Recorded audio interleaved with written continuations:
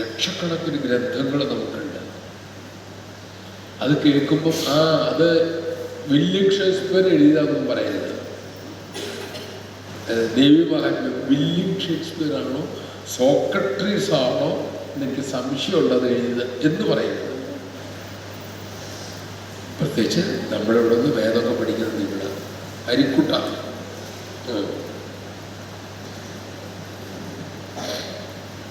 അതുകൊണ്ടെന്ന് ദേവി മഹാത്മ്യം അത് 700 ശ്ലോകമാണുള്ളത്. സപ്തശതി എന്ന് അതിന് വേറൊരു പേരുണ്ട്. അതുകൊണ്ട് ഇതുപോലെ 700 ശ്ലോകമുള്ളൊരു താത്വിക ഗ്രന്ഥം നമുക്കുണ്ട്. ഏതാണെന്ന് പറയാമോ?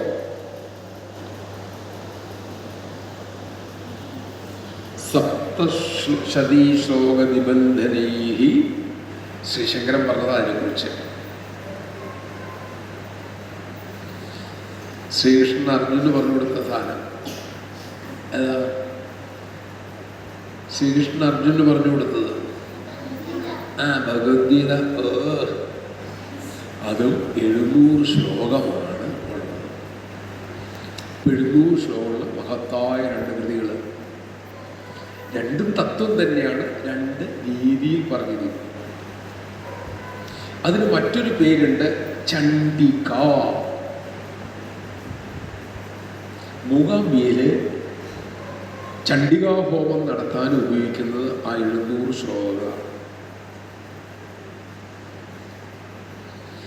ആ കൃതിക്കുള്ളൊരു മാഹാത്മ്യം എന്തെന്ന് ചോദിച്ചാൽ, നമ്മൾക്ക് എന്തൊക്കെയാ വേണ്ടതെന്ന് വെച്ചിട്ടുണ്ടെങ്കിൽ അത് എന്നും ഓരോ അധ്യായങ്ങളും വായിക്കുന്നവർക്ക് കിട്ടിയിരിക്കും. അപ്പൊ നിങ്ങൾ പലരും ചോദിക്കും, എന്തെടുക്കുമ്പോഴും ഇങ്ങനെയാണല്ലോ പറയുന്നത് അല്ലേ? രഘുവീര ഗദ്യം പഠിപ്പിച്ചപ്പോൾ ഇത് എന്നെ മതി എന്ന് പറഞ്ഞു. ശ്യാമളാവരണം പഠിപ്പിച്ചു, അത് എന്നെ മതി എന്ന് പറഞ്ഞു. മേധാസൂത്രം പഠിച്ചപ്പോൾ ഇത് മതി എന്ന് പറഞ്ഞു. ശ്രീരുദ്രം പഠിപ്പിച്ചപ്പോൾ ഇനി വേറെ ഒന്നും വേണ്ട, ഇത് മാത്രം മതി എന്ന് പറഞ്ഞു. ഇത് ഏതാ വേണ്ടേ? അങ്ങനെ തോന്നിയിട്ടില്ലേ? ഇതിപ്പോ ഏതേലാ പിടിക്കണേ? യശ്രേയ ഏതയോരേകം തന്മേ ബ്രൂഹി സുനിശ്ചിതം. അർജുനൻ ശ്രീകൃഷ്ണൻ പറഞ്ഞു, അർജുനൻ ഇത് നല്ലതാണ്, ഇത് നല്ലതാണ്, അങ്ങനെ കുറെ നല്ലതെന്ന് ഭഗവാൻ അർജുനൻ ചോദിച്ചു. എന്നാ പിന്നെ എനിക്ക് പറ്റണ ഏതാന്ന് വെച്ചാൽ ഇവിടെ പറ, ഞാൻ അത് ചെയ്യുക. എല്ലാം പറഞ്ഞു തന്നെ. തന്മേ ബ്രൂഹി തത്വമേ ബ്രൂഹി എന്നോട് പറയൂ, സുനിശ്ചിതം അങ്ങ് ഉറപ്പിച്ചിട്ട് പറയൂ. അപ്പൊ ഇതിൽ ഏതാ നല്ലതെന്ന് ചോദിച്ചാൽ എല്ലാം നല്ലതാണ്. പല്ലില്ലാത്ത കുഞ്ഞിന് കൊണ്ട് മുറുക്ക് കൊടുത്ത് അങ്ങനെ ഇരിക്കും. 90 കഴിഞ്ഞ് വീട്ടിലിരിക്കണ പല്ലില്ലാത്ത മുത്തശ്ശനോ മുത്തശ്ശിയോ കൊണ്ടുപോയിട്ട് ശബരിമലയിൽ കിട്ടിയ ഉണ്ണിയപ്പം കൊണ്ടു കൊടുത്ത് അങ്ങനെ ഇരിക്കും. മുത്തശ്ശന് ആരോഗ്യം ഉണ്ടെങ്കിൽ അത് വെച്ച് നമ്മുടെ മുഖത്തേക്ക് എറിയും. നമ്മൾ തന്നെ കടിച്ചിട്ടുണ്ടെങ്കിൽ എന്ത് ചെയ്യും? പല്ല് ഉരയ്ക്കൂലേ? മുത്തശ്ശന് കൊടുക്കുന്ന മുത്തശ്ശന് കഴിക്കാൻ പറ്റുന്നത്, കുഞ്ഞിന് കഴിക്കാൻ പറ്റുന്നത്. നിങ്ങൾക്കിപ്പോൾ ഇന്ന് അമ്മ വീട്ടിലെ വെച്ച് കുഞ്ഞ് ചെറുപ്പത്തിലുണ്ടാക്കിയത് കുറുക്കുണ്ടാക്കുന്നത് എന്ത് ചെയ്യും? കുറുക്കുന്നല്ലേ പറയാ, കുഞ്ഞുങ്ങളുടെ കരയ്ക്ക് കൊടുക്കും.